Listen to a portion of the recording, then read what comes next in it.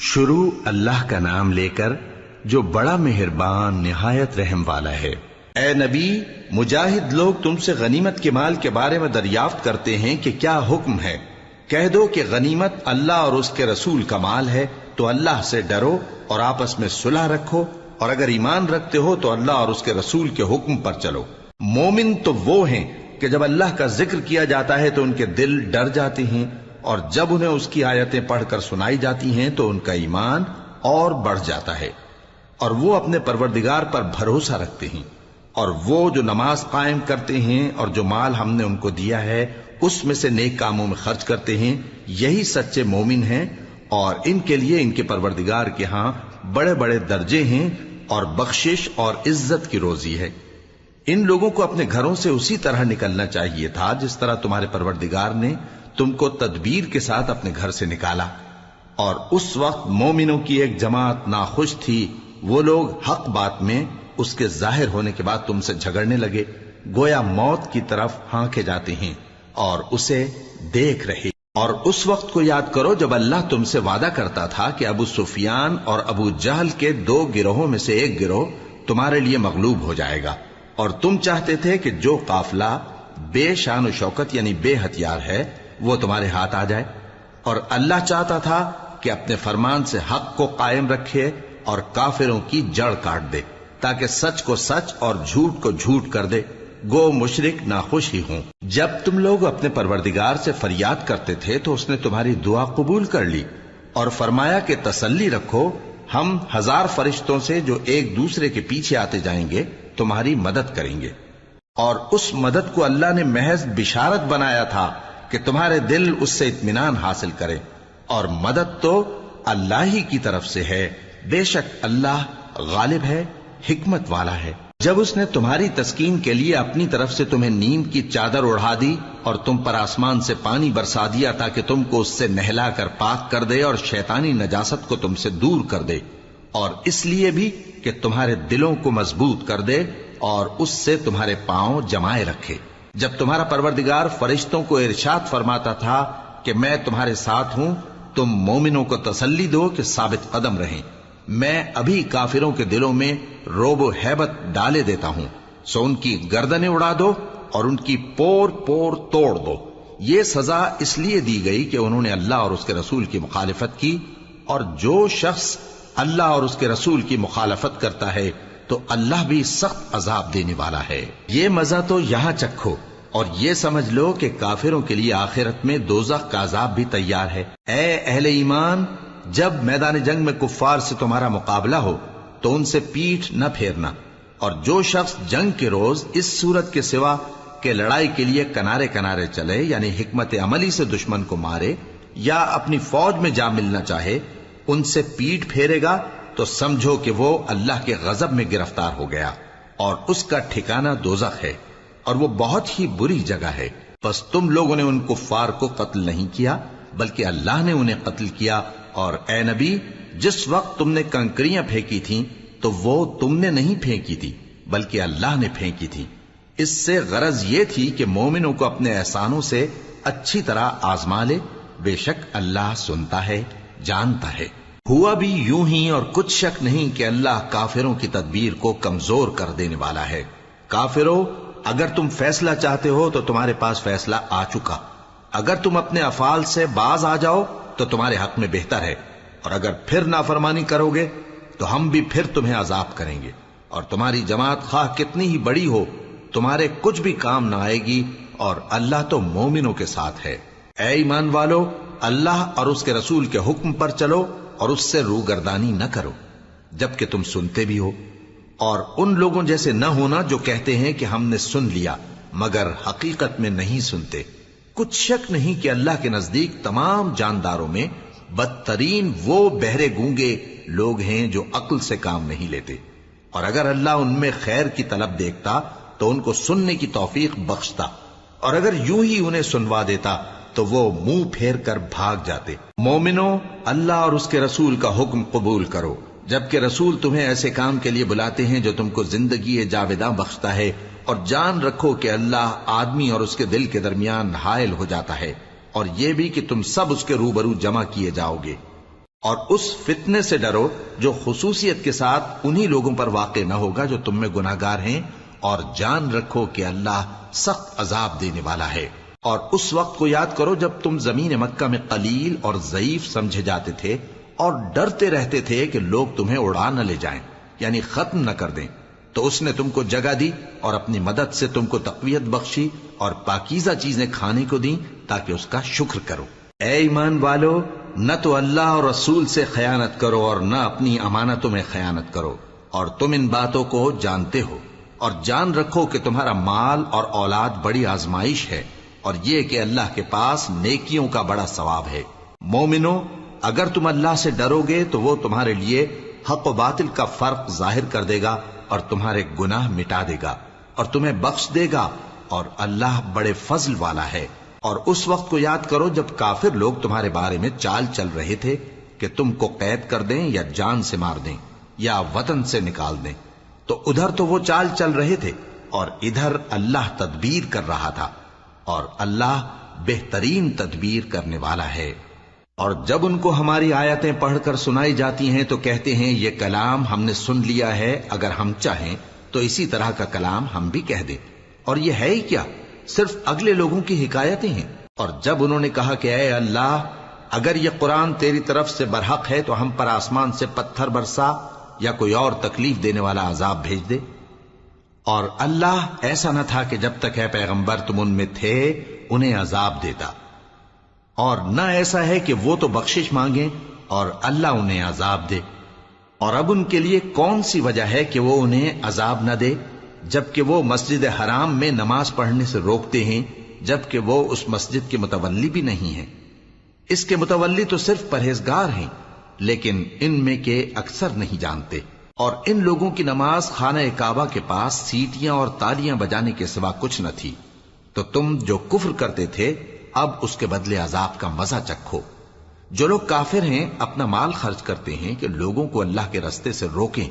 سو ابھی اور خرچ کریں گے، مگر آخر وہ خرچ کرنا ان کے لیے موجب افسوس ہوگا،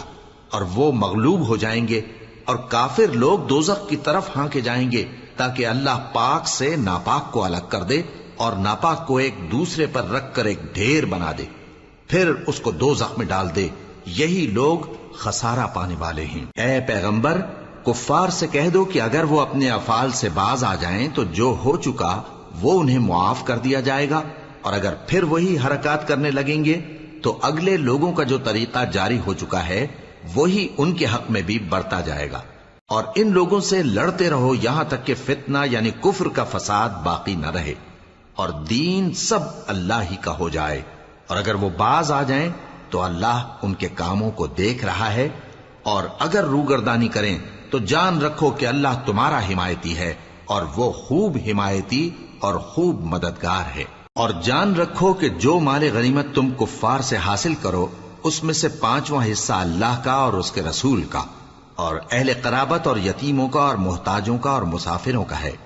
اگر تم اللہ پر اور اس نصرت پر ایمان رکھتے ہو جو حق و باطل میں فرق کرنے کے دن یعنی جنگ بدر میں جس دن دونوں فوجوں میں مٹ بھیڑ ہو گئی تھی، ہم نے اپنے محبوب بندے محمد صلی اللہ علیہ وآلہ وسلم پر نازل فرمائی، اور اللہ ہر چیز پر قادر ہے۔ جس وقت تم مدینے سے قریب کے ناکے پر تھے اور کافر دور کے ناکے پر، اور قافلہ تم سے نیچے اتر گیا تھا، اور اگر تم جنگ کے لیے آپس میں قرارداد کر لیتے تو وقت معین پر جمع ہونے میں تقدیم و تاخیر ہو جاتی، لیکن اللہ کو منظور تھا کہ جو کام ہو کر رہنے والا تھا اسے کر ہی ڈالے، تاکہ جو مرے بصیرت پر یعنی یقین جان کر مرے، اور جو جیتا رہے وہ بھی بصیرت پر یعنی حق پہچان کر جیتا رہے۔ اور کچھ شک نہیں کہ اللہ سنتا ہے، جانتا ہے۔ اس وقت اللہ نے تمہیں خواب میں کافروں کو تھوڑی تعداد میں دکھایا تھا، اور اگر بہت کر کے دکھاتا تو تم لوگ جی چھوڑ دیتے اور جو کام درپیش تھا اس میں جھگڑنے لگتے، لیکن اللہ نے تمہیں اس سے بچا لیا، بے شک وہ سینوں کی باتوں تک سے واقف ہے۔ اور اس وقت جب تم ایک دوسرے کے مقابل ہوئے تو کافروں کو تمہاری نظروں میں تھوڑا کر کے دکھاتا تھا اور تم کو ان کی نگاہوں میں تھوڑا کر کے دکھاتا تھا، تاکہ اللہ کو جو کام کرنا منظور تھا اسے کر ڈالے، اور سب کاموں کا رجوع اللہ ہی کی طرف ہے۔ مومنو، جب کفار کی کسی جماعت سے تمہارا مقابلہ ہو تو ثابت قدم رہو اور اللہ کو بہت بہت یاد کرو تاکہ مراد حاصل کر لو، اور اللہ اور اس کے رسول کے حکم پر چلو، اور آپس میں جھگڑا نہ کرنا کہ ایسا کرو گے تو تم بزدل ہو جاؤ گے اور تمہاری ہوا اکھڑ جائے گی،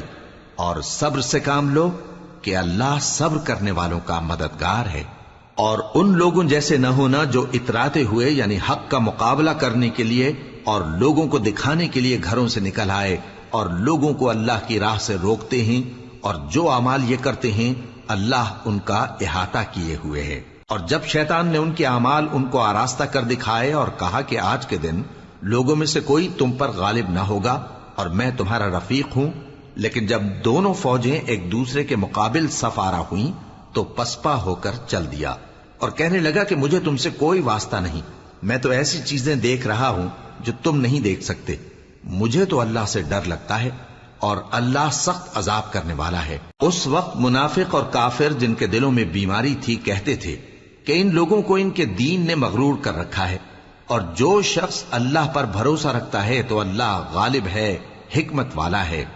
اور کاش تم اس وقت کی کیفیت دیکھو جب فرشتے کافروں کی جانیں نکالتے ہیں کہ ان کے چہروں اور پیٹھوں پر مارتے جاتے ہیں اور کہتے ہیں اب آگ کے عذاب کا مزہ چکھو، یہ ان اعمال کی سزا ہے جو تمہارے ہاتھوں نے آگے بھیجی ہیں، اور یہ جان رکھو کہ اللہ بندوں پر ظلم نہیں کرتا۔ جیسا حال فرعونیوں اور ان سے پہلے لوگوں کا ہوا تھا ویسا ہی ان کا ہوا کہ انہوں نے اللہ کی آیتوں سے کفر کیا تو اللہ نے ان کے گناہوں کی سزا میں ان کو پکڑ لیا۔ بے شک اللہ زبردست ہے، سخت عذاب دینے والا ہے۔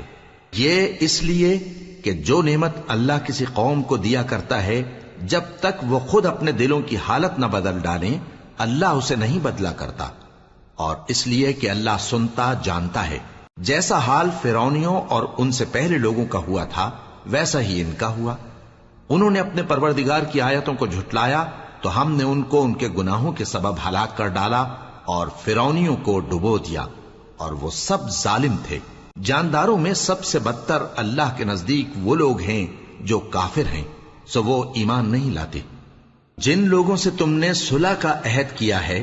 پھر وہ ہر بار اپنے عہد کو توڑ ڈالتے ہیں اور اللہ سے نہیں ڈرتے، اگر تم ان کو لڑائی میں پاؤ تو انہیں ایسی سزا دو کہ جو لوگ ان کے پس پشت ہوں وہ ان کو دیکھ کر بھاگ جائیں، عجب نہیں کہ ان کو اس سے عبرت ہو۔ اور اگر تم کو کسی قوم سے دغابازی کا خوف ہو تو ان کا عہد انہی کی طرف پھینک دو کہ اس طرح تم سب برابر ہو جاؤ۔ کچھ شک نہیں کہ اللہ دغابازوں کو دوست نہیں رکھتا، اور کافر یہ خیال ہرگز نہ کریں کہ وہ آگے نکل گئے ہیں، وہ ہمیں عاجز نہیں کر سکتے۔ اور جہاں تک ہو سکے فوج کی جمعیت کے زور سے اور گھوڑوں کے تیار رکھنے سے ان کے مقابلے کے لیے مستعد رہو کہ اس سے اللہ کے دشمنوں اور تمہارے دشمنوں اور ان کے سوا اور لوگوں پر جن کو تم نہیں جانتے اور اللہ جانتا ہے ہیبت بیٹھی رہے گی، اور تم جو کچھ اللہ کی راہ میں خرچ کرو گے اس کا ثواب تم کو پورا پورا دیا جائے گا اور تمہارا ذرا نقصان نہ کیا جائے گا۔ اور اگر یہ لوگ صلح کی طرف مائل ہوں تو تم بھی اس کی طرف مائل ہو جاؤ، اور اللہ پر بھروسہ رکھو، کچھ شک نہیں کہ وہ سب کچھ سنتا ہے جانتا ہے۔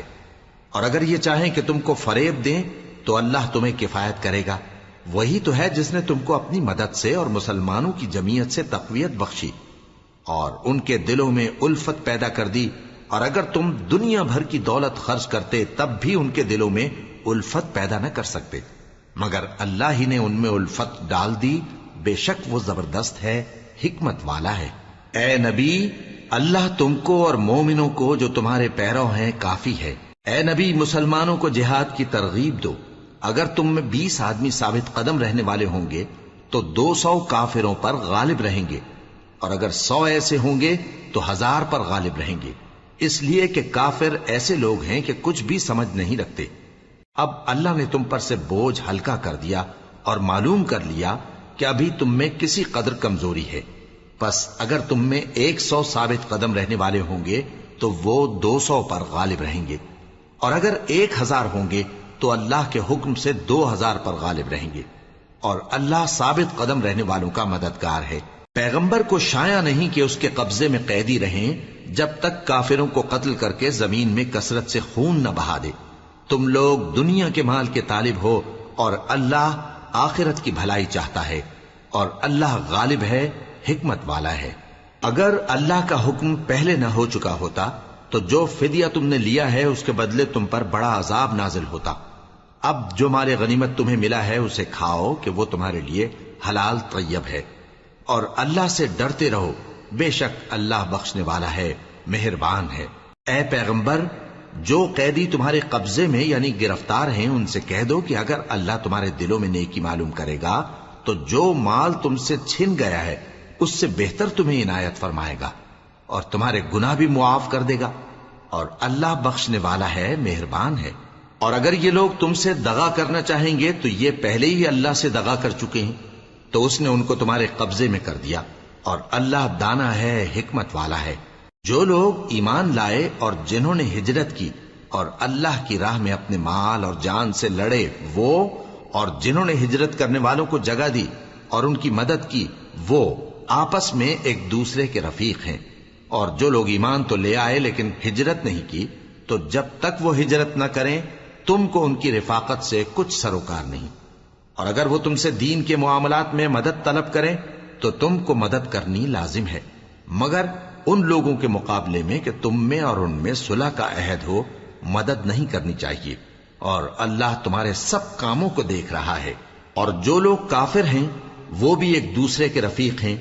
تو مومنو، اگر تم یہ کام نہ کرو گے تو ملک میں فتنہ برپا ہو جائے گا اور بڑا فساد مچے گا۔ اور جو لوگ ایمان لائے اور وطن سے ہجرت کر گئے اور اللہ کی راہ میں جہاد کرتے رہے، اور جنہوں نے ہجرت کرنے والوں کو جگہ دی اور ان کی مدد کی، یہی لوگ سچے مسلمان ہیں۔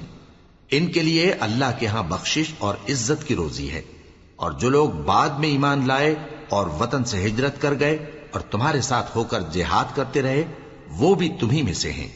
اور رشتہ دار اللہ کے حکم کی روح سے ایک دوسرے کے زیادہ حقدار ہیں، کچھ شک نہیں کہ اللہ ہر چیز سے واقف ہے۔